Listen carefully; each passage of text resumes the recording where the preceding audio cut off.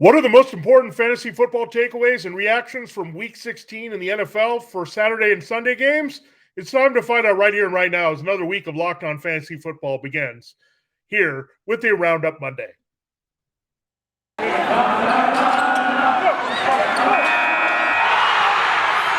are Locked On Fantasy, your daily NFL fantasy podcast. Part of the Locked On Podcast Network, your team every day.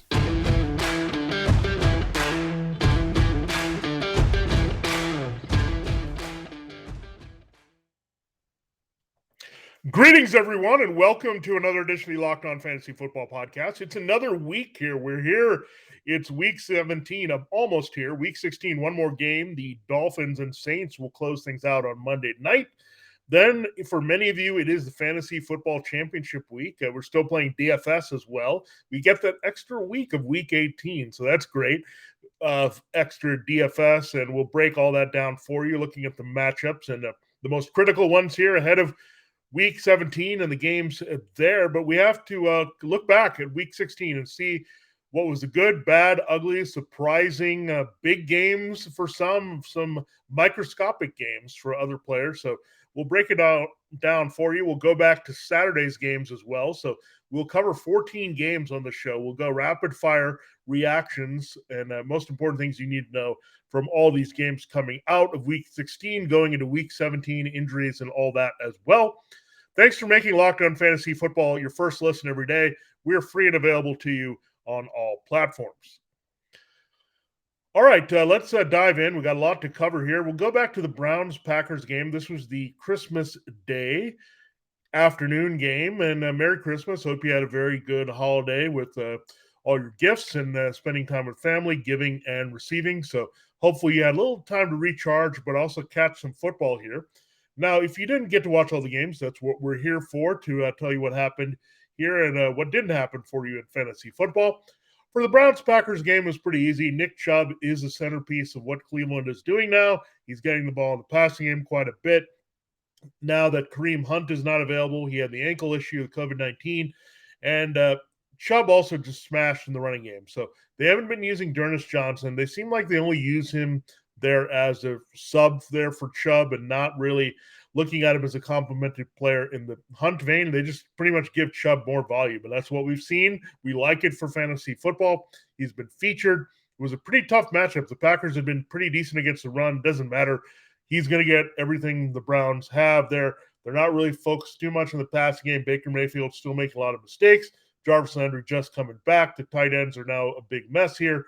They do have some guys at tight end. We know that Harrison Bryant came back and scored in this one. So something to see there, but it's all about Nick Chubb here for the Browns. Now, the Packers, what a run here for Aaron Rodgers. He's just rolling here in the last several weeks. Devontae Adams, he didn't have the fastest start to the season, a little bit banged up, but now Rodgers and Adams are totally locked in. A couple more touchdowns for Adams. More than 100 yards receiving with Marquez Valdez-Scantling out. We thought Al Lazard could do something, and he catches the other touchdown here from Rodgers. Pretty quick work here. Good, more regular volume from Aaron Jones. He didn't get involved scoring, but they're going to their principal guys here as they close in on a number one seed, trusting the guys that Rodgers wants around him. The offensive line still not at 100%. David Bakhtiari, they're hurting, and Billy Turner also is hurting at the tackles. It doesn't matter. The Packers are a machine. They're a lot about Rodgers and Adams. Jones has not been as big of late when he's not scoring, but he's still getting involved. And it's between MVS and Lazard. It's hard to tell from week to week, but when MVS is out of the lineup in a good matchup like this, you figure Lazard will trickle down and get some production with Adams, and that's what happened in this game. All right, let's turn to the Colts-Cardinals. This was the nightcap, and the Colts win this one pretty handily. The Cardinals just look out of sorts in this one, especially in the passing game. I don't think it's just DeAndre Hopkins. There's a lot of things going on there, but for the Colts, we thought Michael Pittman would have a good rebound game. He did. Gets to 82 yards receiving here, 8 catches. Carson Wentz, a nice rebound as well. So the Cardinals defense, they used to be intimidating, but now they're kind of wilting. Jonathan Taylor goes over the century mark again rushing. Unfortunately, not the big game you're used to. He didn't score in this one. So that was interesting to see him end a streak here while still having another good game here running the ball. So not the monster game you've been getting accustomed to with Jonathan Taylor, but still very solid for him. Pittman, a good rebound after that ejection. We thought the matchup was pretty good for him. And T.Y. Hilton gets on the act with a nice little touchdown catch there from Carson Wentz. So good game by Wentz. They keep the ball moving. They keep things going here. So I thought Wentz was in a bit of a slump here before this game, but he gets back on track here, gets Pittman going along with Hilton, and Taylor has another solid game here for the Colts. But they win this game, and they get right a little bit more in the passing game, which we wanted here.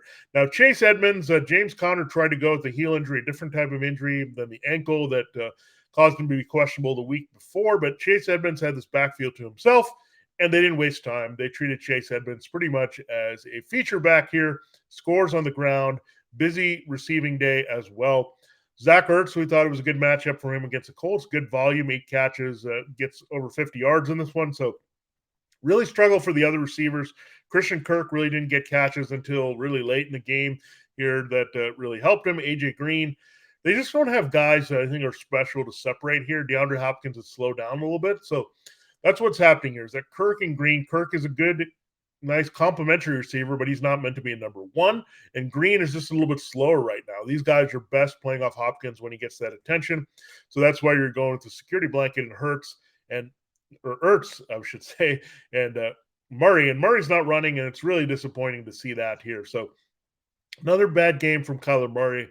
Again, they got to get him loose here. They keep losing because they're not expanding everything they need to in this offense. They're trying to do what they've done before all season long, but you can't do that. When you don't have Connor, when you don't have Hopkins, you got to use your number one asset, Murray. We've been screaming about this in fantasy football for a while. Hopefully Cliff Kingsbury will look at this a little bit down the stretch with the NFC West now to reach. They're actually one game behind the Rams now. So the Cardinals have their work cut out to finish higher than a number 5 seed, and they go on the road to the playoffs here to start it here. So, but Edmonds, a good takeaway there should Connor miss more time here. And he's the only fully reliable guy. You can look at Ertz as well as a back-end tight end 1, but Murray right now not playing like the QB1 he should be. We go to the Lions-Falcons game. The 20-16 was this final. The Lions, Amon-Ra St. Brown, he's quarterback-proof, folks. They had Tim Boyle start with Jared Goff on the COVID-19 list. Amon-Ra, another big game, another touchdown here. So 3 straight massive games for the rookie from USC. He looks legit. Looks like he's going to be here to stay no matter what they do going forward to this Lions passing game. Josh Reynolds, very limited action. The other thing we saw here was Jamal Williams returned from the COVID-19 list. They thought DeAndre Swift might be able to go with the shoulder, but not quite ready. He got limited practices all week.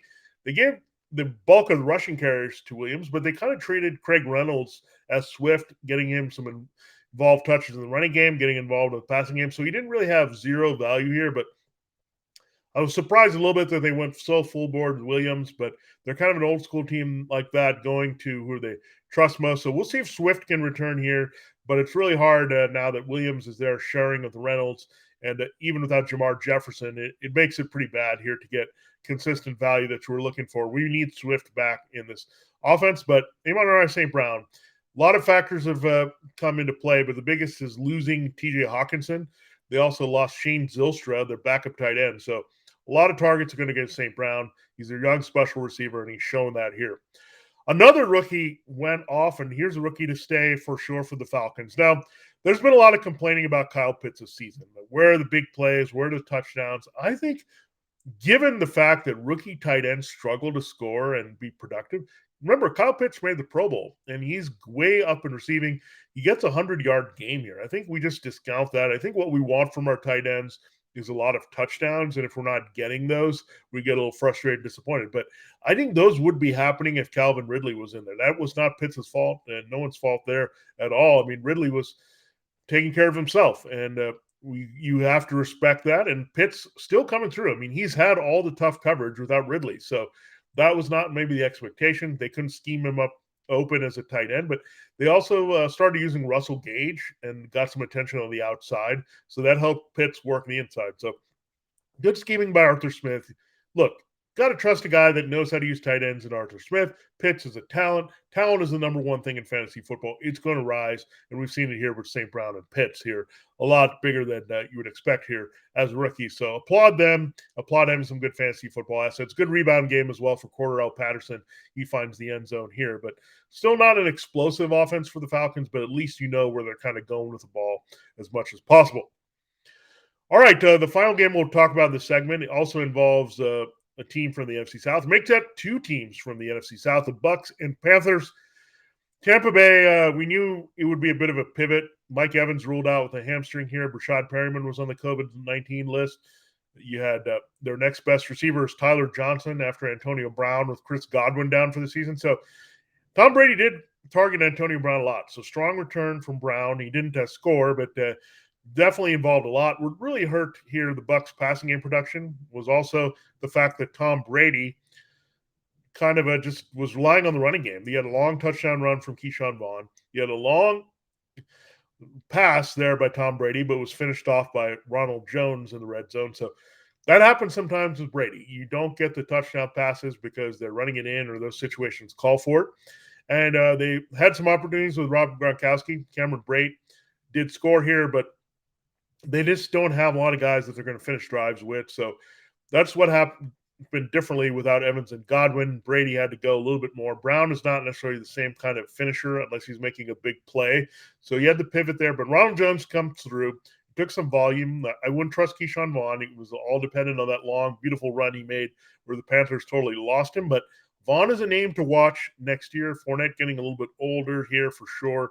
Jones is a guy that they could say goodbye to. So, but for now, Jones produced the way we want. The Bucs running game responded the way we expected against the wilting Panthers here on the road. Now, what can I say about the Panthers? I mean, geez, it was pretty bad. They could not cover Antonio Brown. They couldn't stop Vaughn or Jones when they needed to in the running game. That's a sign of a team just kind of discombobulated and just at the end of its rope here. So, and what do we get here to complicate things more? They decided to put in Sam Darnold in the middle of the game with Cam Newton. So we went away from the P.J. Walker, Cam Newton situation to the Sam Darnold, Cam Newton situation. Why are the Panthers the only team in the league doing this? Because they have no idea what they're doing offensively. And why do they say goodbye to Joe Brady? This is just awful here. So just not a lot here from this team. It's just pretty bad to see here that wasting DJ Moore and Robbie Anderson at this point. Chuba Hubbard doesn't really have enough value here behind Christian McCaffrey when he should have. It seems like everything has gone backward with his team with the production. Darnold had a few moments early in the season. Newton tried to keep it together. Walker really dragged everyone down. So really, let's blow up the Panthers here. DJ Moore did play through his hamstring, so keep that in mind. But when you have limitations in the passing game and your quarterbacks, you're going to have disappointment in the Panthers. Need to get a lot of things right here to trust them in fantasy football, starting with McCaffrey getting healthy again and maybe staying healthy for a change in 2022. All right, we will get into 10 more games here and the reactions you need to know for fantasy football from the Saturday and Sunday games of Week 16. This holiday season, grab the protein bar that tastes like a candy bar, or even better than a candy bar. It's Built Bar, filled with so much holiday goodness, rich with decadent flavor, covered in chocolate, but amazingly low in calories, sugar, net carbs, and fat, and high protein. It is Built Bar, the best of both worlds, delicious and healthy. So many flavors that they have at Built Bar. You'll have a hard time choosing. We have raspberry mint brownie, cherry double chocolate, cookies and cream, or peanut butter brownie. Built Bar is going to give you the extra fuel if you're looking to survive the post-Christmas holiday shopping sales there. You got to check it out. This is the time where you can get some great deals, but you need to get on the great deal of Built Bar so you got that power with the protein bar that tastes like a dessert to push you through at the most wonderful time of the year. It's a season of peace and love, so don't bring up your favorite Built Bar flavor at family parties. People are so passionate about their favorite flavor, they'll fight for it. Things can get out of hand. So make a resolution to get healthier, and part of that here in the new year is going to be eat some more Built Bars. And go to Built.com, use the promo code LOCK15 and get 15% off your order. Again, you'll make it a delicious and healthy new year with Built Bar. All you have to do is go to Built.com, use the promo code LOCK15 for 15% off at Built.com. All right, we will continue here breaking down the games, our reactions to what happened in Week 16, the Sunday games. Thanks for making Locked On Fantasy Football your first listen every day. Make sure to check out the Ultimate College Football Playoff Preview 2021. Local experts, betting advice, and draft analysis. The most comprehensive college football playoff preview begins this Friday only on the Locked On Network. All right, let's continue here. Ravens, Bengals. Let's start with the Ravens really quick. So we knew Lamar Jackson was not going to play with the ankle injury on Friday, but then we learned that Tyler Huntley was on the COVID-19 list. So what do? They bring up Josh Johnson. So Josh Johnson, if you recall, had to relieve for the Jets against the Colts in that Thursday night game when Mike White got hurt. Well, he's already in another team, and he played for the Ravens, and he played okay early in the game, and he was pretty decent here as there was some garbage time available. They did try to stay with the Bengals early, but it got out of hand. Now, what we learned here is that it's pretty much been the Mark Andrews show offensively in the passing game. And you had Rashad Bateman return to relevance here with a touchdown, but Marquise Brown, those downfield connections just aren't happening. Part of it is the fact that the offensive line is really breaking down here. Alejandro Villanueva just not been good all year on the left side. Patrick McCarry has been banged up. They also were without Ben Powers. So really the offensive line, whether it's run blocking or traditional pass protection, is really falling apart for the Ravens. So who's the guy that can get open fast and scheme and also stretch the field, make things happen after the catch? It is Mark Andrews. You don't have to wait for things to develop the way you would with Hollywood Brown. So you saw Tyler Huntley and the great connection with Andrews. Well, Josh Johnson had it as well. They just keep feeding him the ball. He finally gets a touchdown, goes over 100 yards. So big, massive season for Andrews. And look, as much as we love Travis Kelce and George Kittle, Mark Andrews, for his value, where you got him, he was fantastic this season and continues to do so. You'll have another shot next week against the Rams. So love Andrews, and he's really the Ravens' entire offense at this point. Devonta Freeman did score, but not much yardage to go with that in this game. Now, on the Cincinnati side of things, Joe Burrow, he just looked at this Ravens blitzing defense and a really depleted secondary. They also lost Anthony Averett in this game.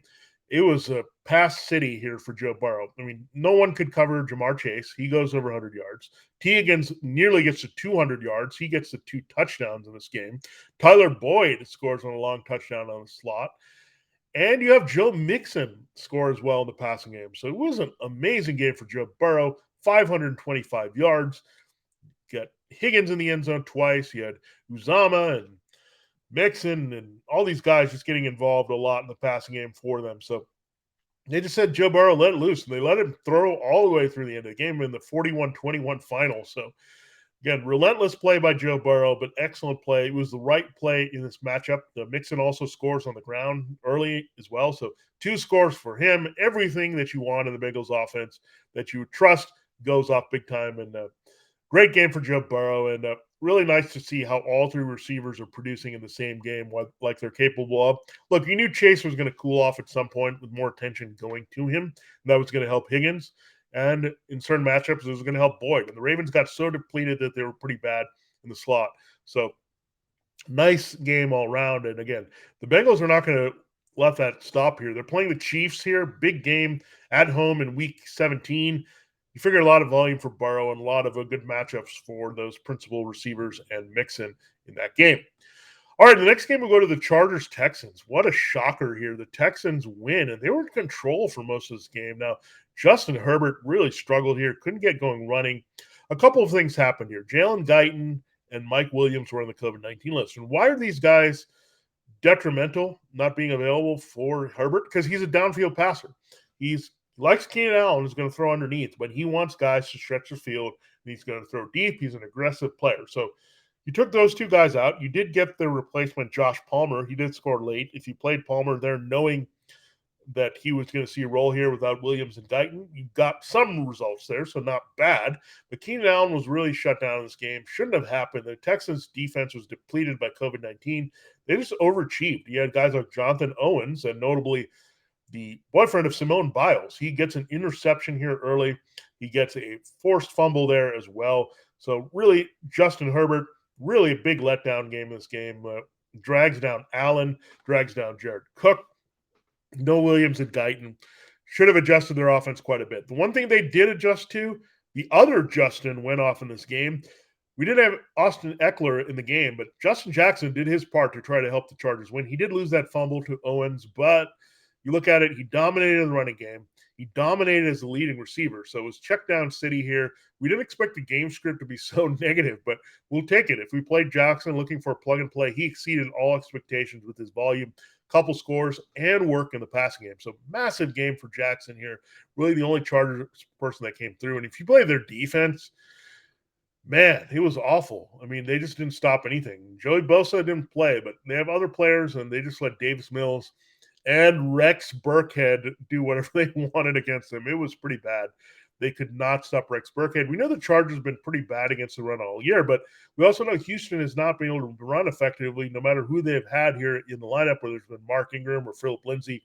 David Johnson, who did not play, so that helped Burkhead get most of the volume in this game, and he did not disappoint. Goes over 140 yards rushing, the first 100-yard rushing game for the Texans this season from any individual.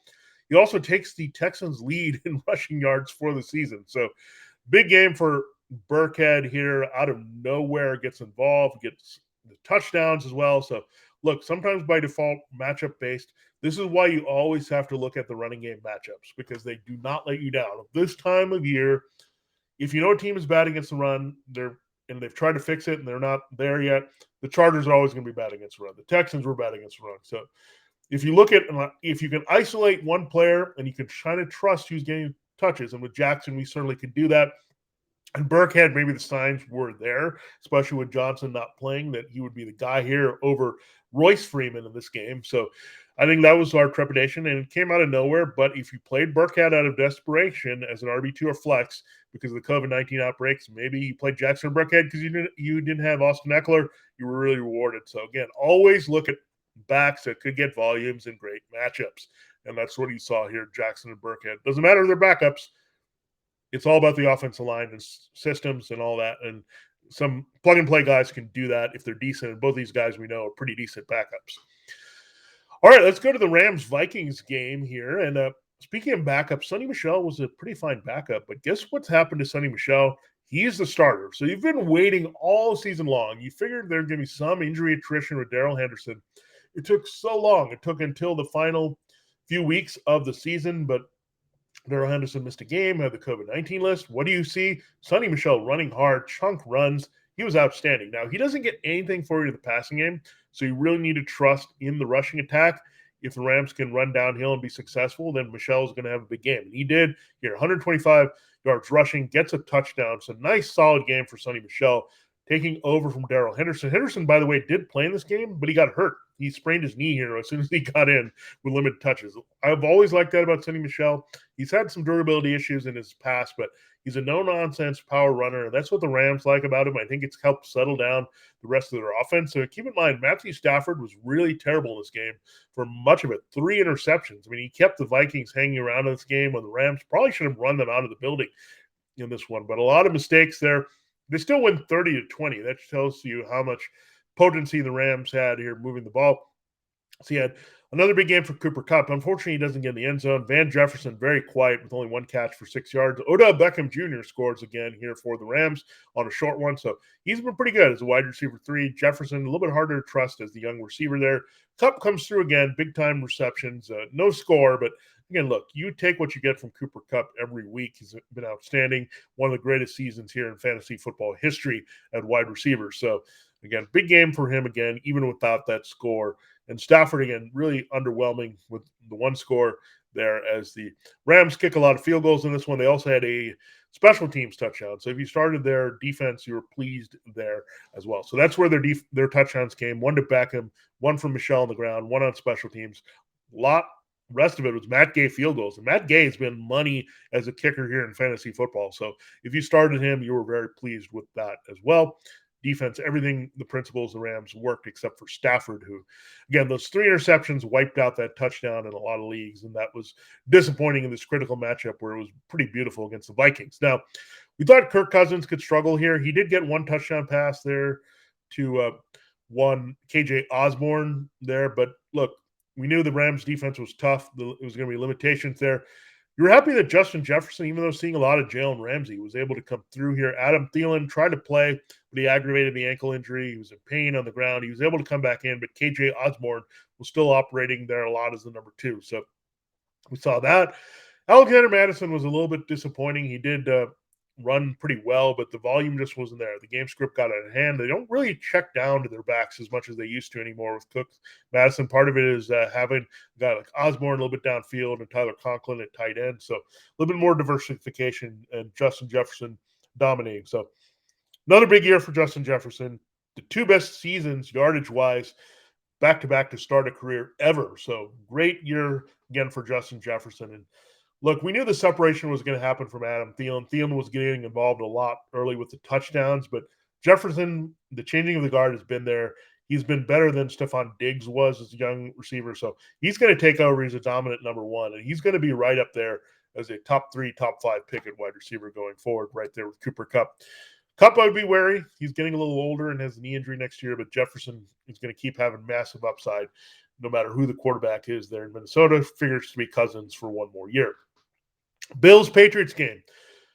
Josh Allen took over this game. Now, an interesting development here for the Buffalo passing game. Cole Beasley and Gabriel Davis were ruled out of this game for the COVID-19 list. Emmanuel Sanders just returning from his knee injury. So who's going to be the beneficiary there opposite Stephon Diggs, who had another nice game against the Patriots?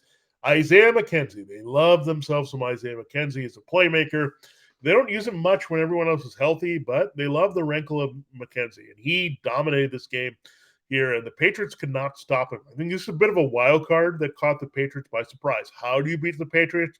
You're multiple and versatile, and McKenzie is their type of player that he only plays for the Bills. So great job by Allen to get the ball to him, taking over the running game. You also had Devin Singletary, another decent game from scrimmage, gets a touchdown. Otherwise, it was a ho-hum game for Singletary, but Allen just looked locked in with McKenzie and Diggs here. So back on track is Allen. Back on track is this offense.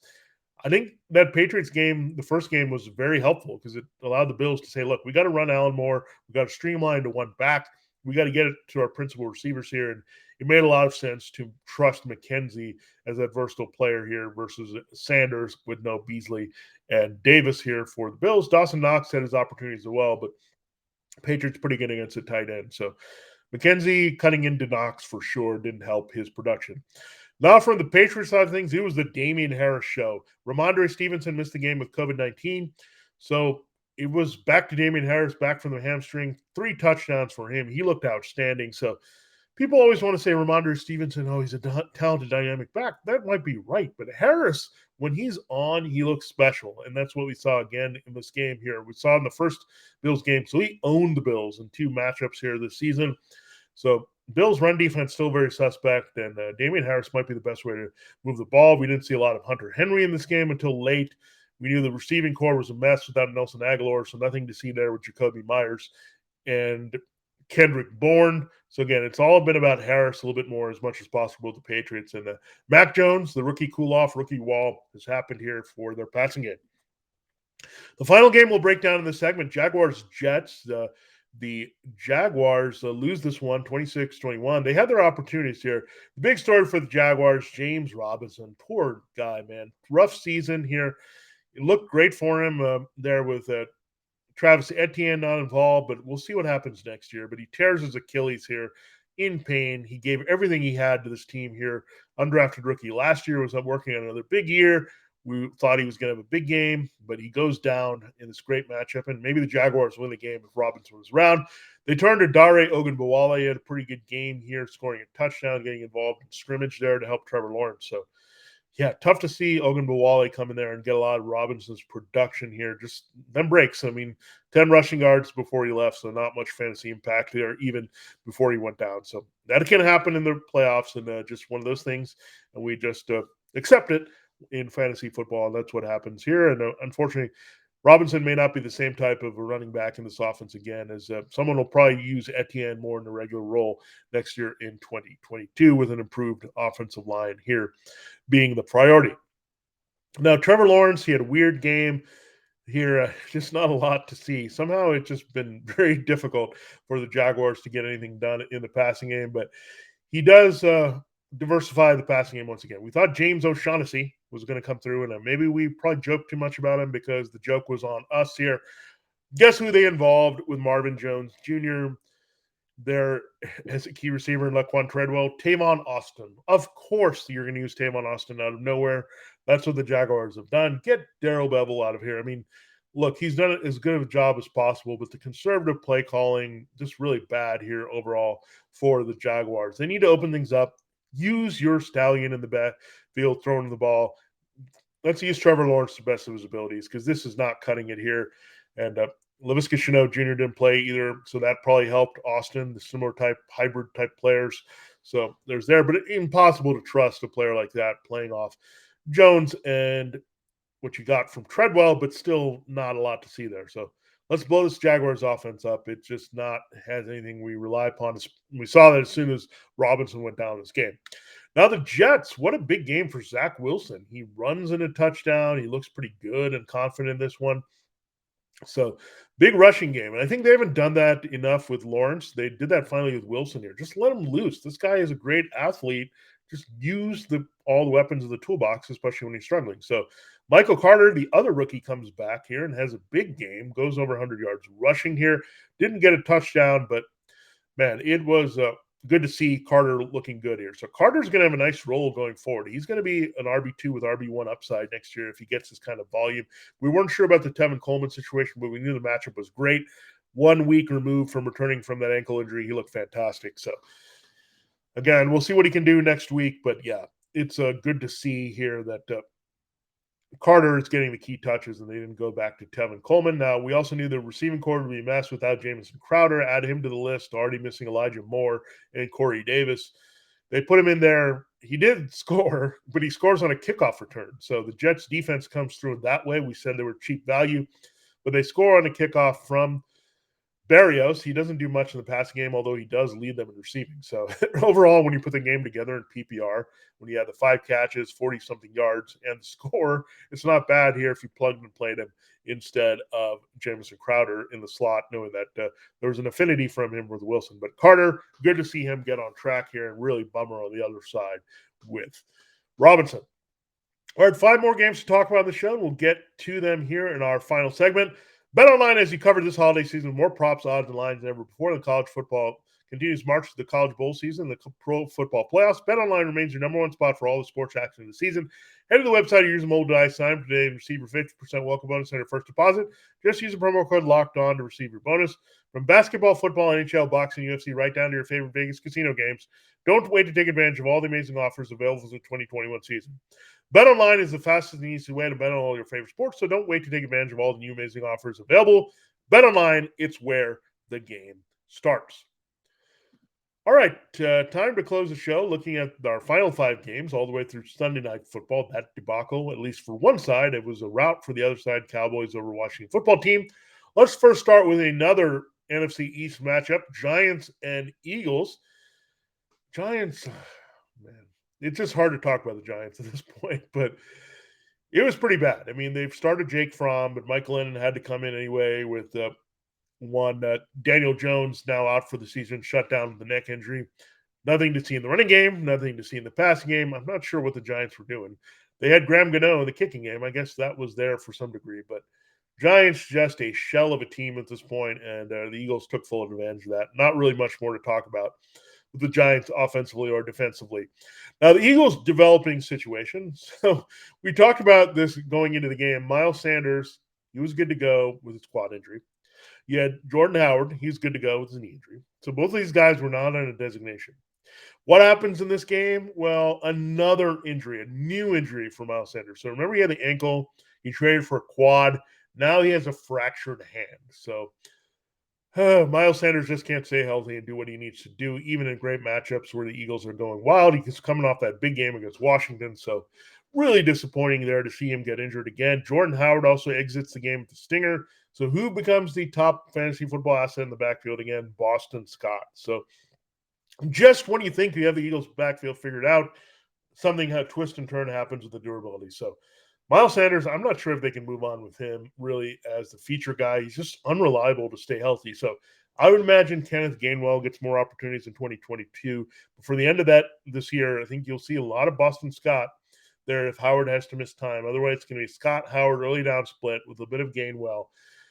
So very complicated for the Eagles, but the running game was one thing. But I liked the fact that Jalen Hurts got it done through the air in this one. I mean, he looked pretty good. I mean, he's feeling more comfortable throwing downfield. Devonta Smith, been waiting for a game like this for a while. It's just been so up and down. But the rookie, good connection with Jalen Hurts, gets a touchdown, nice 80-yard game in this one. So Devonta Smith, maybe they're on to something with the Eagles passing game. The Eagles, by the way, in playoff position, so a lot to play for, trying to figure out their offense. So as much as we've criticized Nick Sirianni, he's done a really good job to put them in playoff position as they've figured out their identity a little bit here with Hurts. And Hurts had some lumps and struggles there, but I think they figured it out a little bit offensively for Philadelphia. Sirianni is an offensive-minded head coach.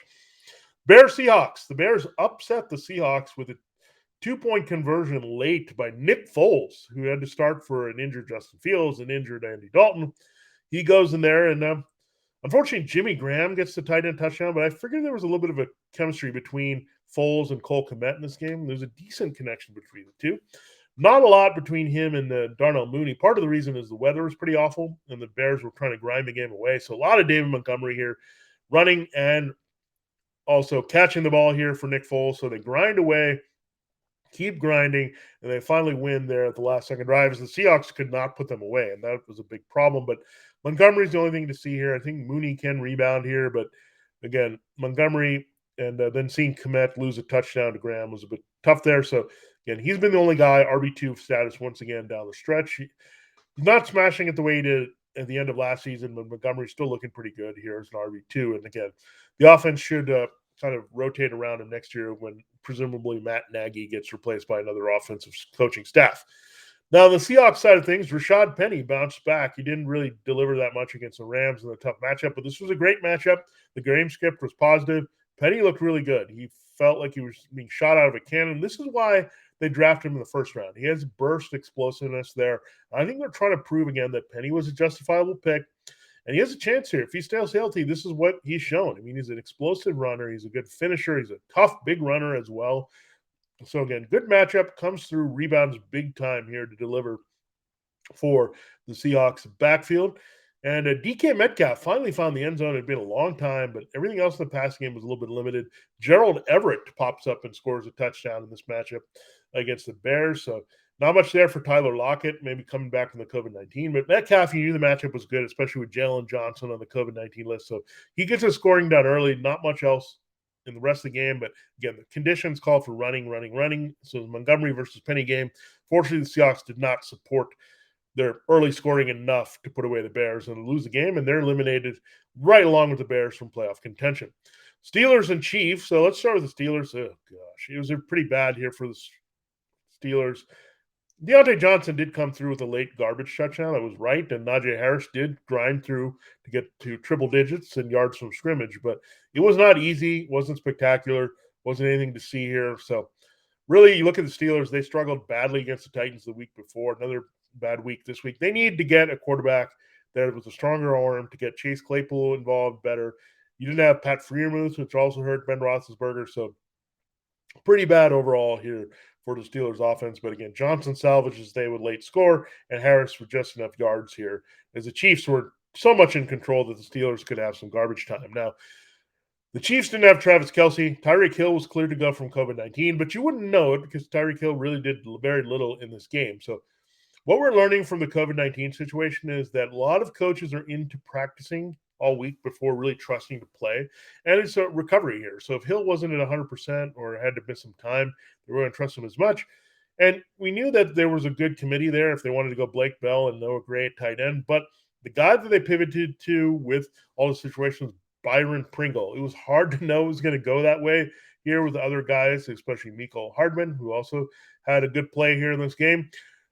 Clyde Edwards-Helaire in the running game, they went in that direction for sure. Edwards-Helaire scores, but unfortunately hurts his collarbone, has to exit. So hurts what could have been a big game for him. They didn't really run as much as he thought with Darrell Williams once he was out.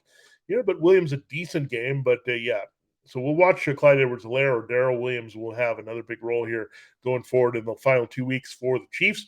But Byron Pringle at wide receiver, kind of their best kind of short to intermediate guy, not like Hardman. He stepped up in the absence of Kelce here for sure. So we talked about it with Isaiah McKenzie. We talked about it with Byron Pringle.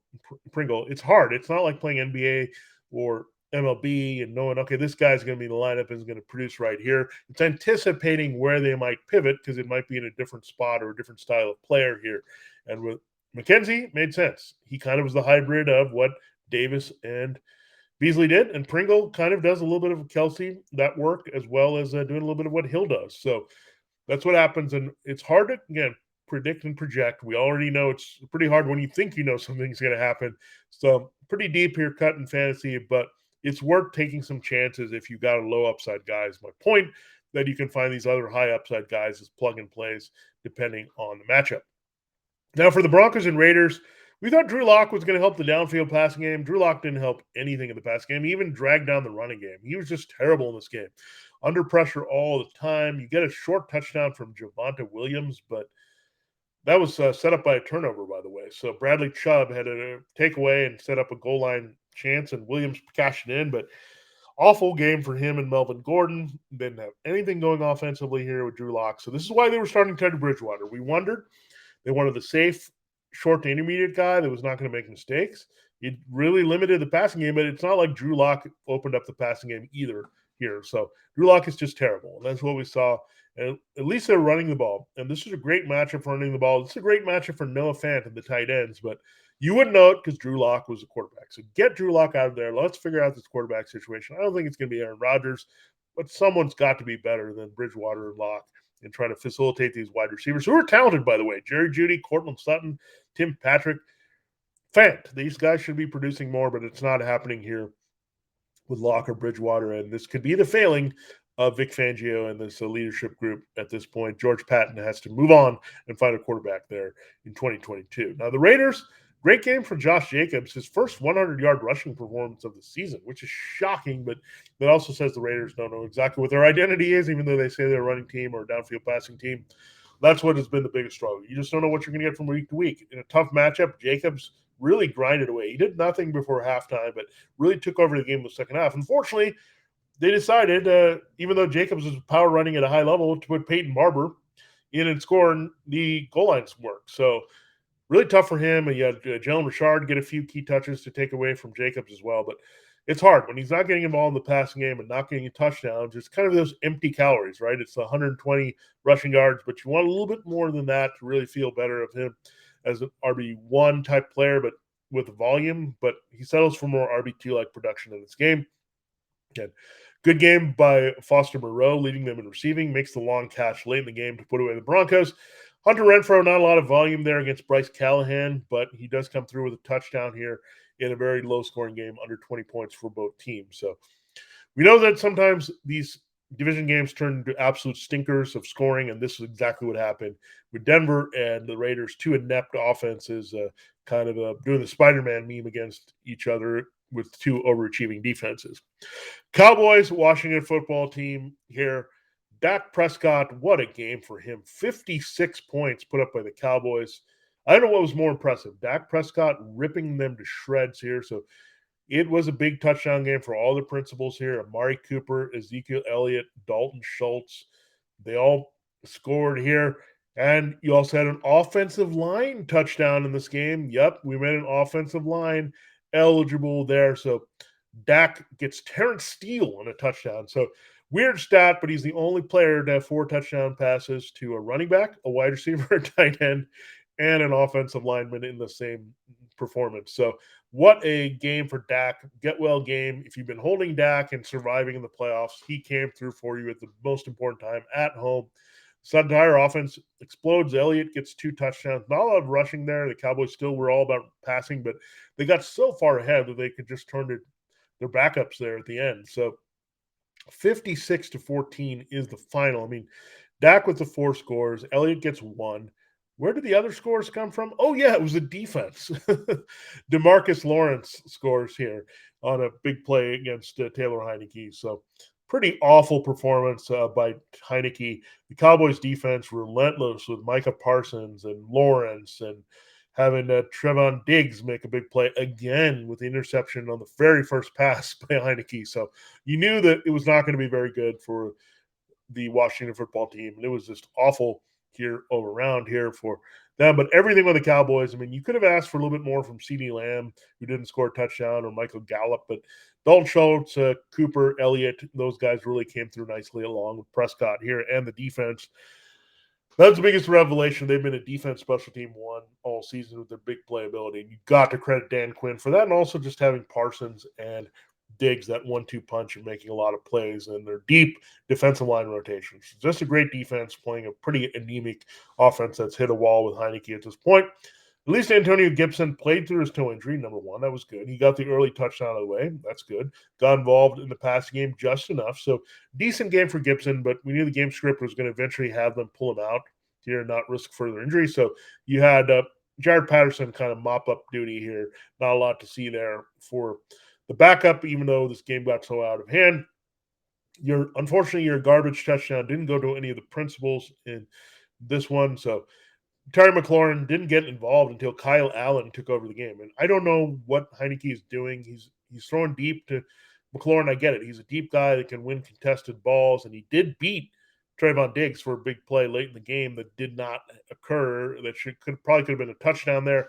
So it was a bit frustrating for Heineke, but you got to take the checkdowns. You got to take what's available, throw the ball in the middle of the field. That's where the Cowboys are a little bit vulnerable. We didn't really see any of that until Kyle Allen came in and threw. So we'll have to see if they go with Allen over Heineke. I could definitely see that. I mean, Allen just seemed to be a little bit together. I know it's a different type of the game, but the Cowboys still have their defensive starters in there. So something to watch there.